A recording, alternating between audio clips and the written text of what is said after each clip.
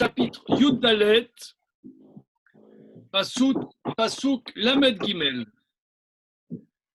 Donc, chapitre Yud Dalet, Pasuk Lamed Gimel. Alors, Antoine, tiens, carrément, on y va. Tout de suite. Ouais. ובניכם יהיו רועים במדבר 40 שנה, ונשאו את זנותיכם עד תום פגריכם במדבר.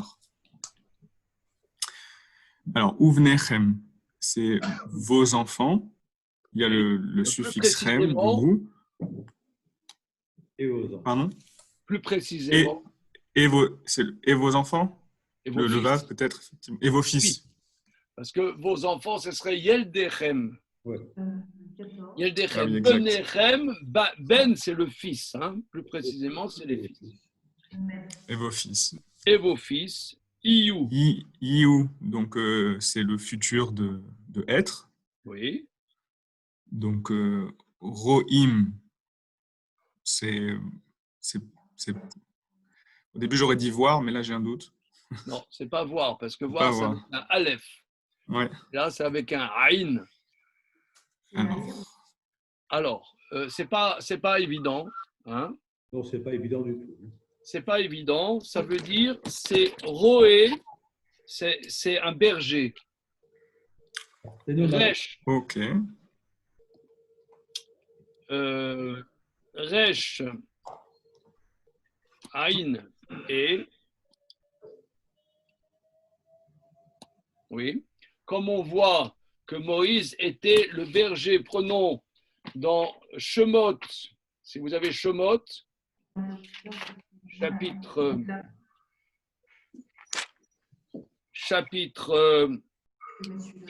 3, premier verset du chapitre 3 de Shemot, où Moshe aya roé etson yetro.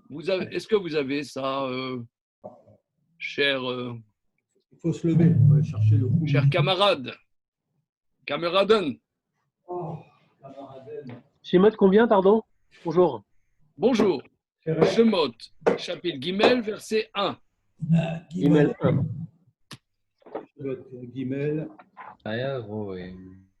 Alors, là, c'est très, très intéressant au niveau vocabulaire. Je reprends le verset Lamed Gimel, n'est-ce pas?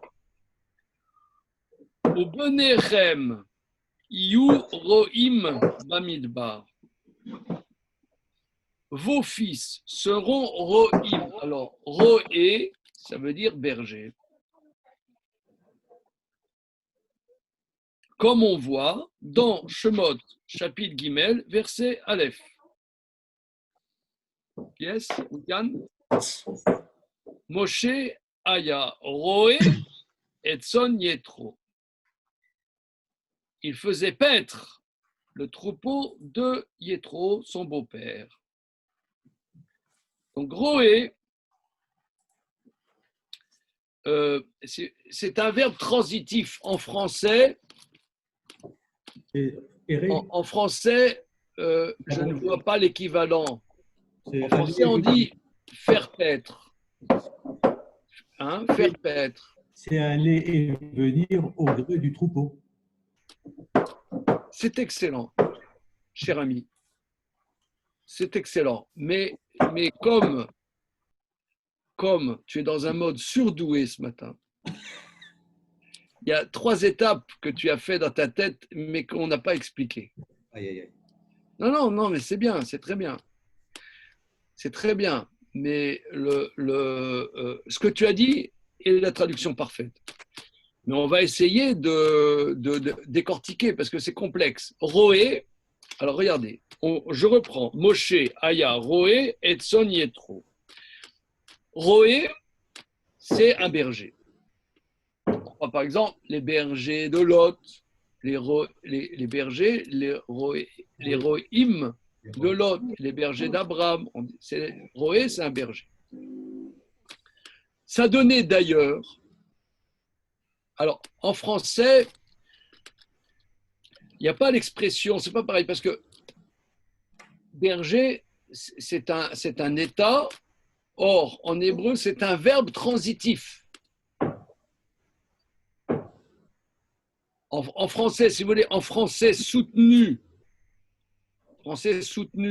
qui a des connotations qui ne sont pas tellement de notre ghetto, ils appellent ça, c'était le pasteur, le bon pasteur, n'est-ce pas? Par exemple, on dit dans le psaume qu'on dit à Shabbat plusieurs fois, Hachem roi lo ersa. L'Éternel est mon berger.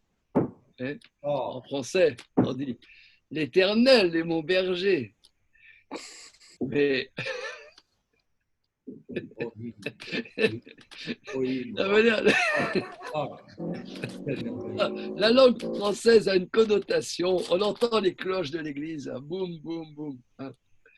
Il y a une fois, il y avait un rab, un Talmid Chacham d'Israël qui ne parlait pas français. Il était venu. À l'époque, on était à Créteil et je traduisais son exposé. Il m'a dit, quand tu traduis, on dirait les cloches d'une église. Ça veut dire la langue française a toute une connotation un peu qui n'est pas du ghetto, quoi. Vous voyez ce que je veux dire? Alors, donc, pasteur, berger, l'Éternel est mon berger. Mais c'est ça, roé. Mais le mot berger en français ou pasteur, à part le lait pasteurisé, mais c'est pas transitif. C'est pas transitif. Donc aidez-moi. Ne me laissez pas tout seul comme ça. Qu'est-ce que c'est que ce bruit?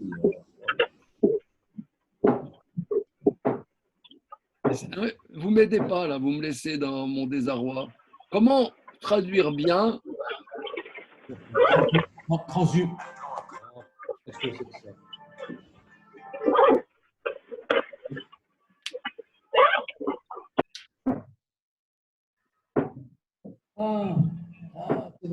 C'est vrai. Ouais.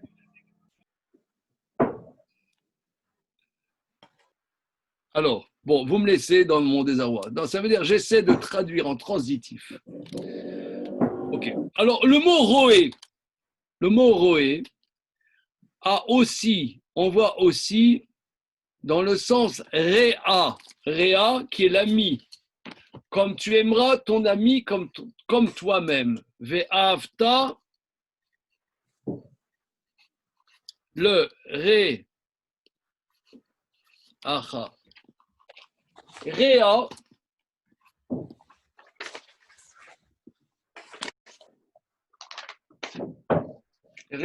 c'est l'ami. Ve'avta le ré acha, tu aimeras ton prochain, réa. C'est-à-dire, c'est celui avec qui on partage quelque chose. Réa, c'est la personne avec qui on partage quelque chose.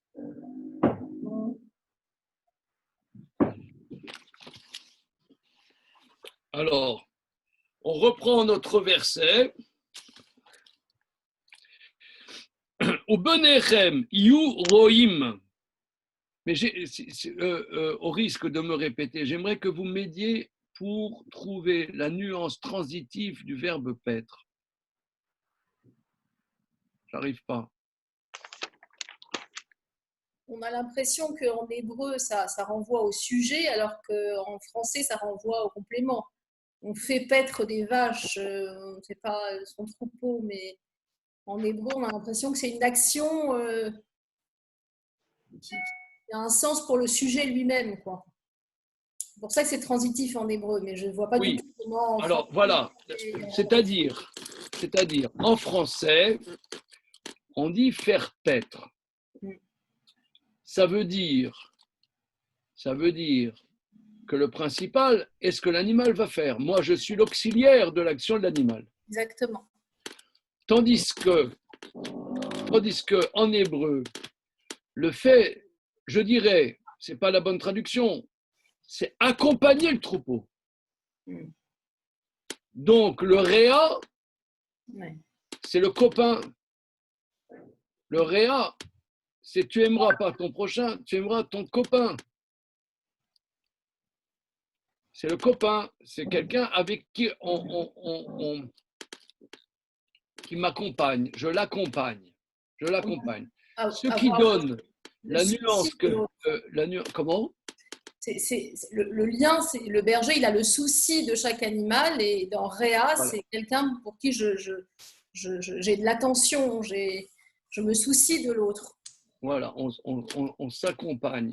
D'accord. Donc, le berger, Moïse était l'accompagnant du troupeau. Voilà, on pourrait dire, si on veut trouver une traduction qui n'est pas parfaite, mais qui rend compte du côté que l'action est celui qui accompagne. Alors là, ici, on va voir. Donc, j'accompagne donc au rythme de la vie. Par exemple, un ami, c'est une grande préoccupation philosophique, l'amitié. Est-ce que l'amitié existe? Comme on disait à l'école maternelle, est-ce que tu veux être mon ami? Tu veux être mon ami? Pourquoi tu veux pas être mon ami? Donc ça veut dire Aujourd'hui, c'est encore jusqu'au collège. Hein. Ah oui. Non, mais bon, même passé un certain âge, on va se poser encore la question. Un ami, ça veut dire c'est quelqu'un qui accompagne dans la vie, selon les aléas de la vie. Parce que des fois, on a des amis, entre 20 et 30 ans, on a un ami, après, entre 30 et 40 ans, on a d'autres amis, après, on a... Mais quelqu'un qui accompagne, c'est ça, roé, c'est accompagner. C'est accompagner. Or, le berger, justement, quand on dit que Moïse était roé et son, le Midrash fait un grand développement en cela que c'était vraiment le type même du berger qui accompagnait, qui faisait vivre le troupeau, donnait une possibilité à ce troupeau de vivre selon son rythme. Donc c'est là, ça va donner le sens. Vos fils seront roïm. Roïm, ça veut dire ils iront de là à là.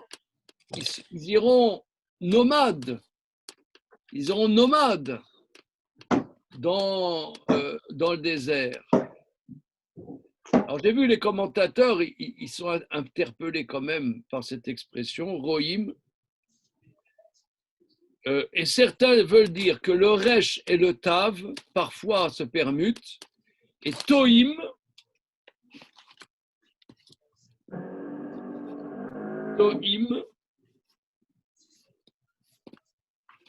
veut dire errer. Seront errants. Mais on n'est pas obligé de dire que ça se permute. On peut dire que roïm, c'est bien le nomade. Le nomade, il va au rythme des opportunités. Il y a l'opportunité d'un pâturage là. Après, le pâturage est épuisé. On cherche une autre opportunité. On n'a pas de plan vraiment prévu.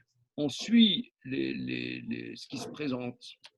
Donc c'est ça le roé, le nomade. Comment? Mais ça reste erré alors dans ce cas-là. C'est erré. Du sens, parce que ça reste errant. Ils seront errants. Mais donc on perd la notion du fait qu'ils accompagnent un troupeau, même si la focalisation est sur l'accompagnateur, il n'y a pas de troupeau. Il n'y a pas de complément d'objet. Ils seront comme quelqu'un qui accompagne. Prenons un exemple. Il y a une personne âgée et il y a une personne qui accompagne cette personne âgée. Oui.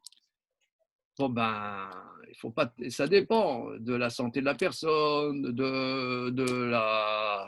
du moral de la personne. Si tu te fais un plan à l'avance, tu vas pas loin, quoi. Tu accompagnes. Donc, accompagner sans complément d'objet, donc ça veut dire ça veut Coup dire dur, quand même, hein. errer. Un berger sans troupeau. Voilà. Alors, maintenant, ici, la nuance importante, si vous voulez, parce que chaque langue, la manière de dire les choses, c'est toute une conception de l'existence. On dit dans la prière à Yom Tov, Veromam tanu mikol al-shonot. Tu nous as élevés au-dessus de toutes les langues. Tu nous as sanctifiés par tes mitzvot et tu nous as élevés au-dessus de toutes les langues. Romam tanu mikol al-shonot. C'est-à-dire que le langage hébraïque exprime une conception de la vie qui, dans la langue, est au-dessus des autres langues. On voit ici que être berger a un sens en tant que tel, indépendamment du fait que le troupeau paisse, c'est pas faire paître, mais c'est accompagner le troupeau. Et on voit ça dans un autre sujet qui, au niveau des mots, est complètement différent, mais au niveau du sens, est très proche. Comment on dit emprunter de l'argent en hébreu?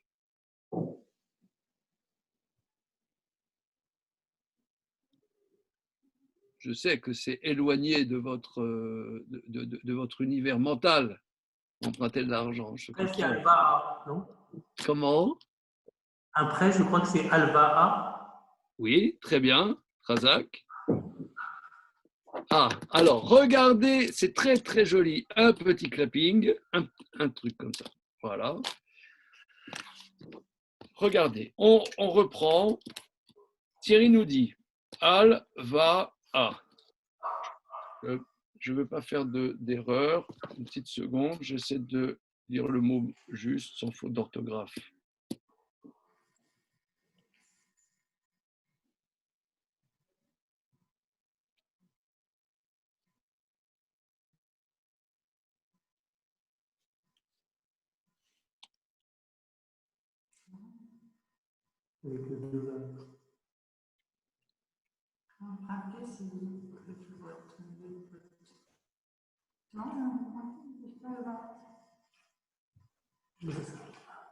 Bien, oui, alors.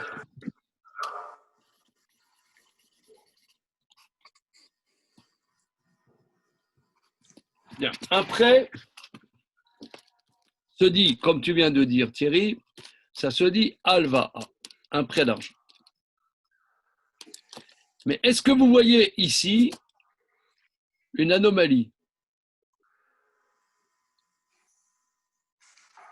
Alors, je sens que vous allez pas la voir. Donc, j'explique. En hébreu, en français, tu as le prêteur et l'emprunteur. Qu'est-ce qui est actif? Le verbe, c'est prêter de l'argent. Et celui qui est la conséquence, c'est l'emprunteur. En hébreu, c'est le contraire. Ce qui est central, c'est l'emprunteur. Ça se dit lové.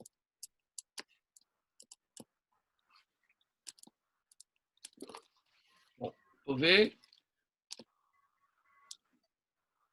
Alors, Abraham Drogoziner nous dit, à raison, que dans les lois de Maïmonide, on dit malvé vélové, les lois de prêteur et d'emprunteur. Très bien. Alors, lové, c'est lui qui est actif.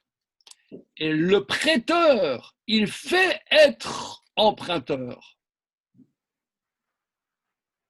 Et d'ailleurs, le mot lové, c'est le même mot que Lévi. Lévi. Parce que c'est quoi le mot Lévi? Lévi, c'est lorsque Léa a eu elle a eu son deuxième fils, Elle dit maintenant, mon mari va m'accompagner. Lévi, ça veut dire accompagner. Parce que, bon, il y a un contentieux qu'on a un peu toujours du mal à saisir. C'est que Léa, elle avait l'air d'être un peu laissée pour compte. Elle est contente d'avoir ses enfants, que son mari va faire attention à elle, va l'accompagner. Maintenant, mon mari va m'accompagner. Lévi, ça veut dire accompagner.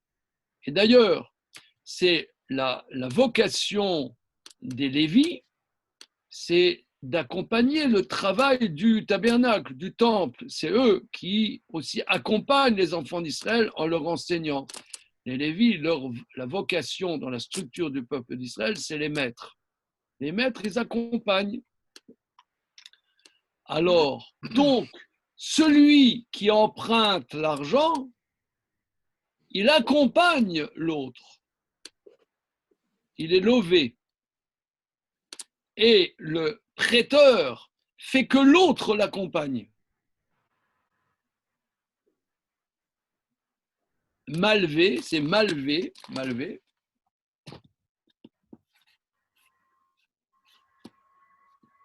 Malvé, il fait accompagner. Le malvé fait accompagner. Donc ça veut dire qu'en vérité, celui qui emprunte, c'est ça l'action principale. En empruntant, il crée une relation. Il crée une relation où pendant un laps de temps, il va partager quelque chose avec l'autre. C'est ça le principal. Et l'autre lui donne la possibilité de ça. Il permet ça. D'où la question, par exemple, que nous avons étudiée dans le traité Kiddushin avec Damien, là, et avec Julien, on a étudié ensemble. Si, par exemple, quelqu'un me doit 3 000 €, comment puis-je vendre cette créance à quelqu'un d'autre? C'est ce qu'on avait dit, subprimes et judaïsme. Et d'ailleurs, M. Damien Blumenfeld, ici présent, a écrit un texte qui se trouve sur le site sur ce sujet. Je ne sais pas si vous l'avez lu, relu et appris par cœur. Hein? Très beau texte. Moi, je l'ai lu, très beau texte. Comment? J'ai lu. Très beau texte. Ouais. Hein, c'est bien, hein? Bien. Sur ce point-là, c'est ce point précis. Il est où sur le Ça veut site? dire qu'emprunter, ce n'est pas simplement un flux d'argent. C'est créer un accompagnement humain entre monsieur Untel et monsieur Untel. D'où la difficulté juridique la difficulté juridique de vendre une créance, puisque ce n'est pas seulement une créance, ce n'est pas seulement un flux d'argent, mais c'est une relation entre deux personnes. Ça c'est vraiment, je dirais, ça c'est l'hébreu. Là, on est dans l'hébreu biblique. L'hébreu biblique a une pensée. Une pensée. Excuse-moi, Rav. Je vous renverrai le lien avec le texte que Damien a écrit, qui synthétise cette étude que nous avons faite dans le traité Kiddushin. Et c'est un point, là, si vous voulez, on risque de dire c'est un peu bête, ça c'est de la Torah, si vous voulez. C'est pas le Parisien libéré. J'aime bien le Parisien libéré, mais là, c'est pas Parisien libéré, c'est de la Torah. Vous voyez ce que je veux dire? Alors, roé, c'est accompagner. Voilà. Alors, on va continuer. Alors, ça a aussi des incidences, si vous voulez. Prenons un exemple. Un exemple, je ne sais pas si ça va vous plaire ou non. Quand on dit « tu aimeras ton prochain comme toi-même », alors on ne va pas traduire ton prochain, parce que le mot prochain, c'est une bonne traduction, parce que dans prochain, tu as proche. Prochain, c'est proche. Mais ton ami, fais-moi ton ami comme toi-même. Ça veut dire, au niveau juridique, que si quelqu'un est un impie et un fauteur patenté, on n'a pas de mitzvah de l'aimer, de l'aider, par exemple. Il n'y a pas de mitzvah de solidarité avec un rachat, un impie. Si tant est qu'on définit qu'est-ce que c'est un impie. Hein. C'est hors du propos, là, maintenant, de définir qu'est-ce que c'est un impie. Mais si tant est qu'on aurait défini qu'est-ce que c'est un impie, il n'y a pas de mitzvah de solidarité avec quelqu'un qui est un impie. Parce que c'est avec quelqu'un, le copain, avec qui on a quelque chose en commun. Si cette personne, même si elle est juive, mais elle se démarque d'un consensus de la vie juive, par exemple, comme ça peut exister, on n'aura pas de mitzvah de Ve'afta l'eracha kamocha à son égard. Ça nous lie à sa dimension impie? C'est ça que ça veut dire? Comment? Ça nous lie à sa dimension impie? C'est ça que ça veut dire? Non, c'est le contraire. C'est que si on n'a pas de choses en commun, on n'a pas cette mitzvah. Ah, d'accord. D'accord. C'est le lien qui permet la mitzvah. Voilà.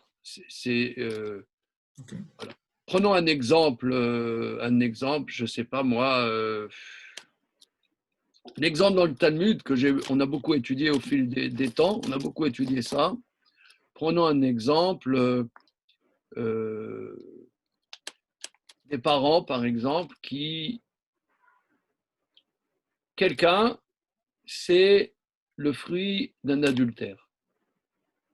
Son père n'est pas le mari de sa mère. D'accord? Et son père, c'est son père. Ça veut dire c'est son géniteur. Il est juif. Et il ne s'est pas repris de cette faute. Ça veut dire qu'il n'a pas fait de chouva. Pour lui, ce n'est pas un problème. D'accord? L'enfant n'aura pas la mitzvah de respecter son père dans un cas comme ça. Il n'y a pas de mitzvah. Il n'y a pas de mitzvah. Les critères juridiques de respect ne s'appliquent pas. Un sujet dans le traité, un sujet important dans le traité Yevamot. Ok, j'ai cassé l'atmosphère. Bon. On réfléchit. Ok, tout ça, le mot rohim. Ouais, le mot rohim, parce que ami, copain et berger, ça veut dire accompagnateur. Donc ici, accompagné, normalement, il y a un complément d'objet. Puis s'il n'y a pas de complément d'objet, ça veut dire errer. Voilà. Au Benechem, You Rohim Bamidbar. Donc, oui, Antoine, c'est toi qui as commencé. Donc, vos fils seront errants. Oui, c'est bon. Oui, seront errants. Bamidbar, donc dans le désert. Arbaim Shana, c'est 40 années, 40 ans. Oui, 40 ans. Venassou, donc là, on voit Nosé comme Shoresh. Oui. Donc, c'est porté. Oui. Donc, ils porteront. Oui. Alors, et zenutechem atom.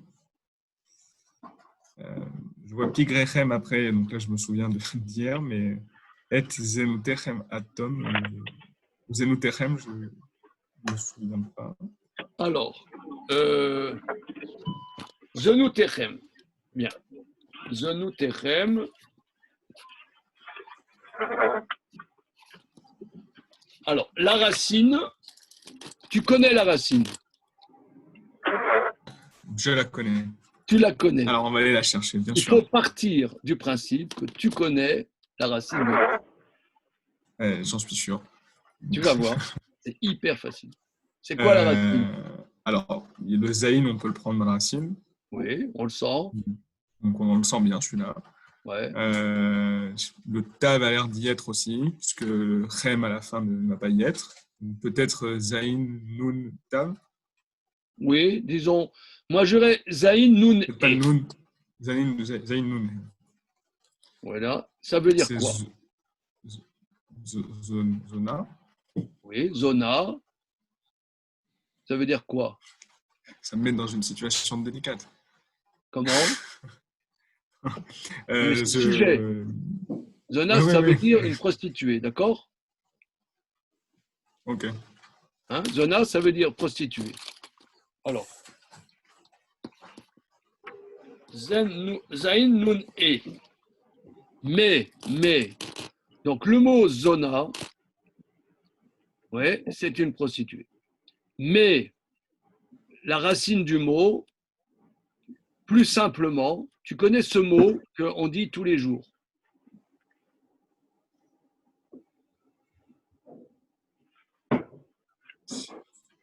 Ah, Abraham vient de dire Znout. Oui, évidemment, c'est le mot znout, évidemment. Oui, tu as raison, Abraham, hein, tu as tout à fait raison. Mais la racine, alors on dit tous les jours, Azan et Olam, Kulu Betuvo, Bechen Bechesed Rachamim, Azan et Akol, Azan. Azan et Olam. Mazon, Birkat Birkat Amazon. Amazon. Alors, zoner, c'est nourrir. Nourrir. Azan qui Ok. nourrit. Zoner, c'est zoner, c'est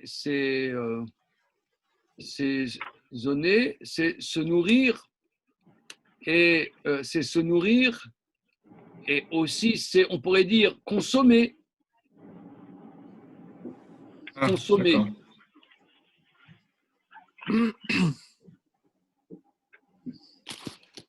Ça veut Ça, c'est dire un un grand consommateur, sujet. ça, Comment? un consommateur, ça a la même racine? Enfin, Oui, ça oui. utilise zoné? Oui, d'accord. Alors, je ne sais pas en hébreu moderne comment on dit consommateur. Non, Je ne crois pas qu'ils prennent cette racine. Mais consommer,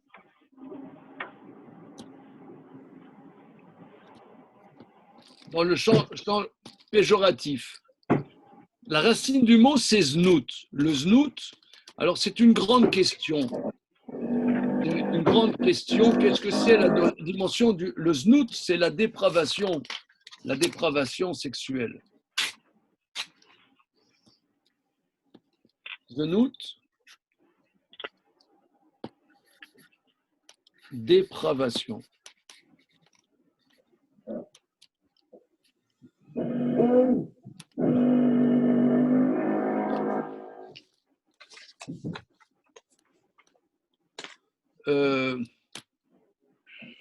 Maïmonide explique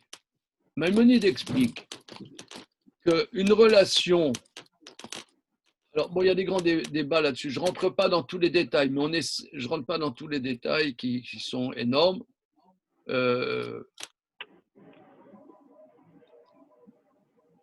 Mais Maïmonide explique,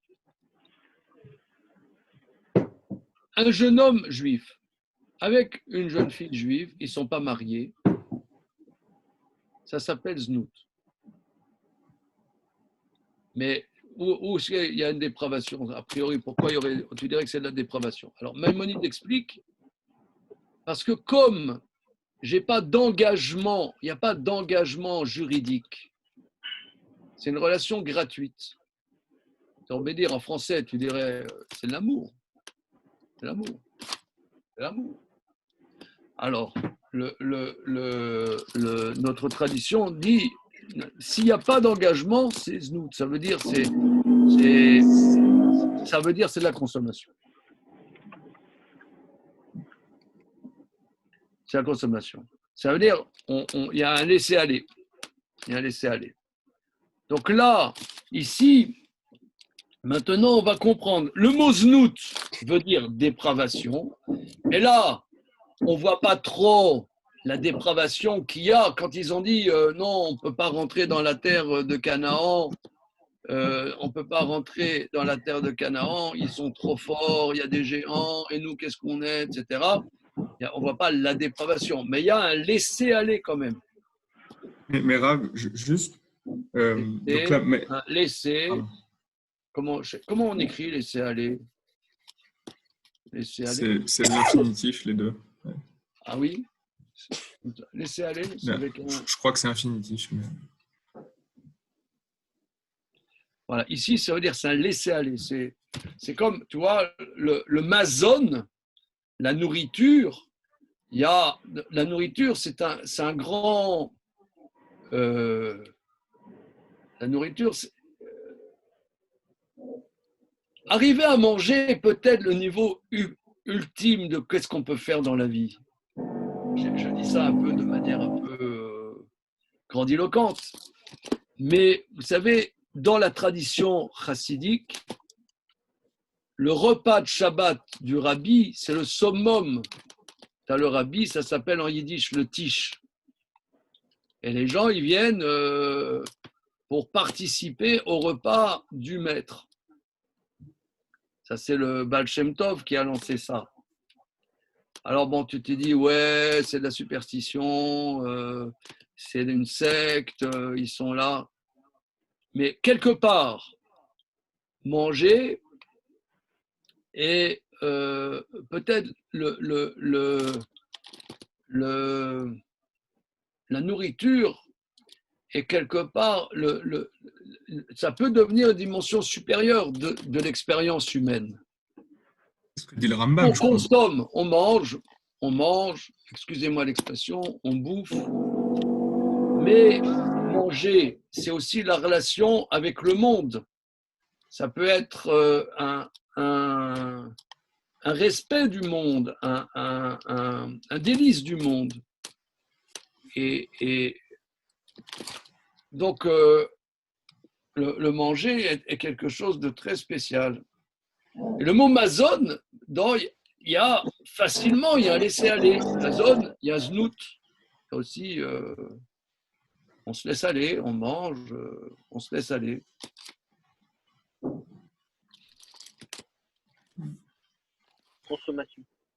Consommation, voilà. C'est pas l'objectif, non? Alors, comment ça se fait qu'on s'appelle Birkat Amazon si si justement c'est pas une si bonne chose que ça?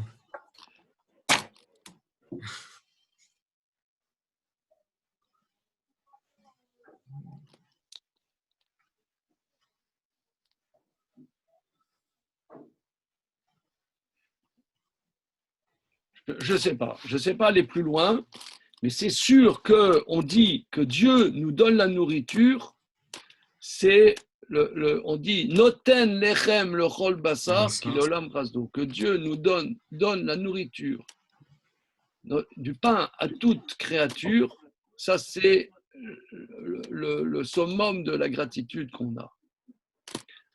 Je ne sais pas. Il y a simplement ce qu'on peut mettre en relief, c'est qu'ici, il y a un lieu qui peut être dans les choses les plus élevées et le plus grand laisser-aller. Ça a à voir avec Tamar. Hier, quelqu'un il disait que Tamar, c'était l'exemple, c'était ça qu'on s'était servi comme modèle pour la sainteté. Voilà, oui. Voilà, c'est le lieu où ça peut basculer entre le plus élevé. Et ça, c'est un grand thème. Hein. Les maîtres du chassidisme ont énormément travaillé ça. Ça, c'est un grand thème. Rav Nachman de Braslav, le Baal Shem Tov et son petit-fils Rav Nachman de Braslav ont énormément travaillé ça. Et d'autres encore. Il y a un maître, un rabbi chassid d'il y a un demi-siècle. Le Shomer Emunim a aussi beaucoup travaillé ça. C'est quelque chose de très, très, très présent dans le chassidisme. Voilà. Okay. Pour la... Métis, ça veut dire. Pas mal. Alors, Laurence Cailloun nous dit quelque chose là qui a l'air de très rigolo. Attends une seconde. Oui. La société Amazon. Ah, d'accord. Pas mal, pas mal. C'est possible, c'est possible. Il faudra demander. C'est moi, c'est pas Jeff. Jeff, d'ailleurs, je suis étonné, je ne l'ai pas vu là ce matin, Jeff. Hein. Là, Bezos, là, il est pas mal celui-là. Il y a une grande bracha. Ah oui, c'est-à-dire le laisser aller. Si tu veux te faire du fric, incite les gens au laisser aller. Ça, c'est comme ça que tu te fais du fric. Alors, oui, parce que là, c'est la consommation par excellence. Hein. Voilà. Alors, tout ça pour dire que ici, ça veut dire laisser aller. On y va. Donc, vos fils seront errants dans le désert 40 ans. Venassou, ils porteront vos laisser aller. Votre laisser aller. Et Atom. Tom. Parce que le Ad, on a dit que c'était jusqu'à. Oui, Tom. Tom. Ah, ah, ah. Hé, hé. Ça fait penser à Tam. Oui, mais... parfait. Mais... Petit clap. Petit clap. Tam. Tam, ça veut dire quoi, Tam? Ça veut dire soit simple, soit parfait. Oui. Complet, peut-être. Oui. Parfait, d'accord. Alors, Atom. Jusqu'à ce que ce soit complet. Donc, ça veut dire se termine. Parce que complet. Se termine. C'est quand c'est complet, c'est terminé. Ça veut dire, il y a, je ne sais pas moi, il y a un spectacle, il y a 50 personnes, j'arrive en retard, c'est complet. Donc ça veut dire c'est terminé. Voilà, c'est terminé, c'est complet. Donc c'est parfait. Donc quand c'est la perfection est un problème. Disons que nous, on dit ah là là, je me sens parfait. Alors là, pourquoi Dieu il va te donner encore des jours à vivre si tu es arrivé à être parfait? Si nous, on a encore des jours à vivre, c'est qu'on n'a pas terminé ce qu'on avait à faire. Donc, il vaut mieux pas être parfait, quoi. I am very parfait. Donc là, c'est terminé. Gamme au vert. Alors maintenant, tout ça pour dire que Tom, ça veut dire terminer, jusqu'à ce que se termine. De Tom jusqu'à ce que se termine. Donc, je reprends. Hein. C'est très intéressant que le parfait et terminé, c'est exactement le même mot. Jusqu'à ce que se termine. Pigrechem, on l'a vu hier. Qui à l'envers veut dire mort d'ailleurs. Parfait à l'envers, ça veut dire mort. En verlan. Oui, c'est vrai. C'est vrai. C'est juste. Oui, oui. Met. Oui. Très bien. Atom jusqu'à ce que se termine. Pigrechem, on l'a vu hier.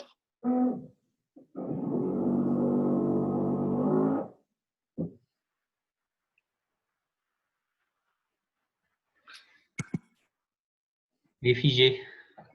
Comment? Il est figé. Ah oui, ouais, là, il est figé. Il est gelé.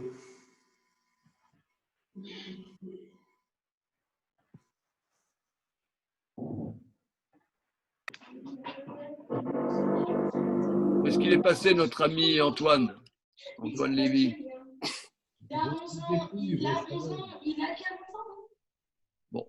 Il s'appelle Julien. On va continuer. Donc, pigrechem, ça veut dire vos cadavres, hein, jusqu'à ce que termine vos cadavres, Bamidbar, dans le désert. En verset la Meddalet, Élie, s'il te plaît. C'est intéressant qu'il faut 40 ans pour qu'un cadavre disparaisse. Oui, alors Rachi développe pourquoi il fallait 40 ans. Hein, pourquoi il fallait 40 ans? Parce que personne n'est mort avant 60 ans. Oui, la Meddalet, Élie, s'il te plaît. La Meddalet. Alors, Bemispar Ayamim Asher Tartem et Haaretz Arbaim Yom Lashana Tisu et Avonotechem Arbaim Shana Vida'atem et Tenuachim. Oui. Alors, traduction. Alors, Bemispar Ayamim. Alors, Benispar. Benispar, on avait dit, c'est le nombre. Oui, le nombre. Benispar Ayamim, selon le nombre des jours. Oui. Asher Tartem. Alors, Tartem, le Shoresh, c'est déjà le temps, c'est du passé. Et c'est la deuxième personne du pluriel du passé. Alors, et le Shoresh, c'est tout. Excusez-moi, on n'entend rien. On n'entend rien là. Il y a un bruit derrière, je ne sais pas. Ouais, il y a les enfants. Peut-être faut passer la main à quelqu'un d'autre, alors, parce qu'il y a les enfants. Ah, pardon. C'est la crèche là-bas qui... Bon, ça va, on va supporter un peu la marmaille. Vas-y, Elie, vas-y, ça va, c'est bon. On va marmailler. Tartem, c'est donc on a dit deuxième personne du pluriel au passé, et le shoresh c'est tôt, peut-être vavresh. Oui. On avait dit la plaidoirie complète de Moshe, Dieu a donné un répit, une échéance, mais maintenant c'est ce que notre cher Emmanuel Lévy connu, hein. Je ne vais rien dire de spécial quand il y a des difficiles libertés. Ça veut dire que le peuple juif véhicule l'idée dans toute l'humanité qu'on peut sortir de l'esclavage et que l'homme est libre. Mais dire qu'il est libre a le corollaire, c'est qu'être libre, c'est être responsable. Donc, c'est redoutable. C'est redoutable. En français, être libre, c'est être irresponsable.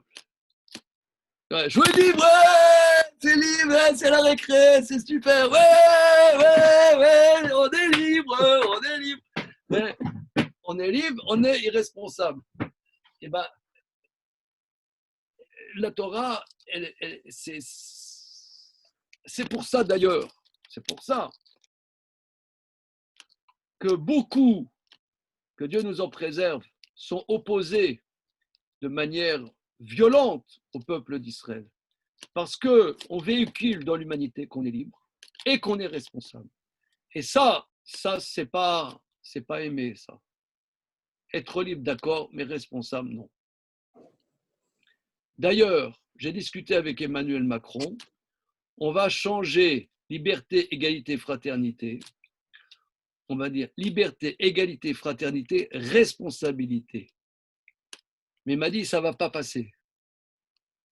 Il m'a dit, non, ça ne va pas passer. Bon, on discute, on est en discussion. Hein. En même temps, quand on dit que la liberté s'arrête là où commence celle des autres, c'en est déjà une partie. Comment ? Ça résonne. Je dis, quand on dit la liberté s'arrête là où commence celle des autres, on commence déjà à avoir de la responsabilité envers les autres. C'est vrai. Bon, il faut que je réfléchisse. À ça. Ok, c'est bon. On y va. Mais donc là, c'est redoutable. Hein. C'est un passou quand même très, très redoutable. Un jour par an, vous porterez vos fautes. C'est-à-dire, ce n'est pas seulement cette faute, parce que quand bien même il y a eu un pardon dans le veau d'or, mais il faut supporter cette faute, il faut réparer cette faute. On continue. 40 ans, vidatem et tenuati. J'ai perdu le fil là. Vidatem et tenuati. Alors, vidatem, c'est le shoresh, c'est yada, c'est savoir. Oui. Alors, je crois qu'il y a un vidatem. Alors, je ne sais pas si le verbe c'est un vavaï pour. En tout cas, yedatem, c'est vous avez su. Alors, yedatem, vous avez su, c'est-à-dire vous connaîtrez. Alors, c'est un vavaï pour alors. Oui. Yedatem, c'est vous avez su. Et vidatem, c'est vous saurez. Alors, vous saurez. Donc, le vavaï pour là, il est devenu vi. Parce que c'est un yud, c'est yedatem. Le yud fait partie de la racine. D'accord. Oui, mais le vavaïpour, normalement, c'est le vavaïpour qui change le passé en futur. C'est un V. C'est Ve'afta, par exemple. C'est le V. Là, alors que là, c'est un vi. ça devient hérik. Ah oui. Alors, comment savoir? Alors, c'est selon l'intuition. Regarde. C'est un va-va-pour. Quelqu'un de pro en grammaire, il saura. Mais je ne sais pas. Il doit y avoir des ficelles là-dessus que j'ignore. D'accord, ok. Alors, vidatem, vous saurez. Et tout tenuachi. Tenua, c'est une réclamation, non? Non, pas de nom. Alors, tenua. Hostilité. Opposition, hostilité. Mon hostilité. Rachi explique c'est retrait, mon retrait. Alors, on voit ça dans la Torah quand, dans Parashat Matot, Eni, ça veut dire refuser.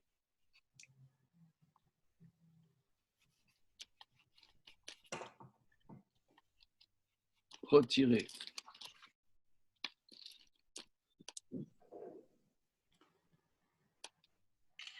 C'est un mot assez rare, hein. C'est un mot qui n'est pas très très fréquent. Un déni, d'ailleurs, un déni, c'est quoi? Oui, c'est peut-être. On voit là-bas, dans Parashat Matot, il y a le père, jusqu'à l'âge de 12 ans et demi, a la faculté d'effacer les vœux de sa fille mineure. Sa fille, quelqu'un il a une fille, jusqu'à l'âge de 12 ans et demi, sa fille dit voilà, je fais le neder de plus manger de chewing-gum. Le papa a la capacité juridique d'effacer le vœu de sa fille. Ça veut dire Eni, il objecte, il enlève, il retire. Il retire la décision de sa fille. Il a cette capacité. Il n'aura plus de... Alors, Vidatem et tenuati, vous connaîtrez, vous saurez mon refus, mon retrait. C'est-à-dire, je me suis retiré de vous. Est-ce que dans Vidatem, il n'y a pas une notion de vidouille? Vidatem? Vidatem, une notion de vidouille. C'est-à-dire qu'on... Non, je ne crois pas. Dans Vidatem, vous aurez l'expérience, comme on l'a dit hier. Vous aurez l'expérience de mon refus. Pourquoi il y a le tav au début là, de Tenouati du coup? Oui, pourquoi? Parce qu'on voit souvent qu'un verbe, pour le substantiver, on met un tav. Par exemple, teluna. Teluna, oui. Teluna, on a vu, Teluna, on a vu, c'était la réclamation. Eh bien, le tav transforme le verbe en substantif. On voit ça souvent. Bina, c'est comprendre. La tevuna, c'est la compréhension. Donc, souvent, le tav transforme un verbe en substantif. Donc, tenuati, c'est mon refus, mon retrait de vous. Et pourquoi il dit ça? Quelque chose que je ne comprends pas. C'est que Hachem s'adresse à ceux qui vont mourir. D'accord? Depuis un petit moment. Et dans la mesure où ils vont mourir, ils ne connaîtront rien. Donc, ceux qui vont mourir font porter à leur descendance le fait de connaître. Oui, non, mais le fait qu'ils vont poireauter avant de mourir pendant 40 ans dans le désert, ils ne vont pas mourir tout de suite. Ah, d'accord. Ils ne vont pas mourir tout de suite. D'ailleurs, on dit que c'était une épreuve terrible. Tous les 9 Av, ils creusaient la tombe. La Gemara explique, c'est terrible. Les 9 Av, ils creusaient la tombe, ils se couchaient dans la tombe et ils ne savaient pas est-ce qu'ils allaient se relever. Et le matin, on se lève, quoi. Et à ceux qui restaient dedans. Ceux qui restaient. Au matin. Il y en a qui donc, ils auront l'expérience vécue de d'une impossibilité de faire quelque chose, quoi. Du refus d'Hachem qui rentre dans la terre. Après, ils voudront rentrer dans la terre, ils ne pourront pas. Ils n'auront pas l'aval de Dieu. C'est ça, tenuati mon refus. Ouais. C'est Rachi explique, vous avez refusé, alors c'est moi qui refuse maintenant. Oui, oui. Ok? Azak. Bien. Ok, bien, alors on va s'arrêter là pour le moment. Shabbat shalom. Shabbat shalom. Shabbat shalom tout le monde. Shabbat Allez, shalom. c'est ton prophète Néron. Shabbat shalom. Salut. Shabbat shalom, Au revoir. bravo. Au revoir.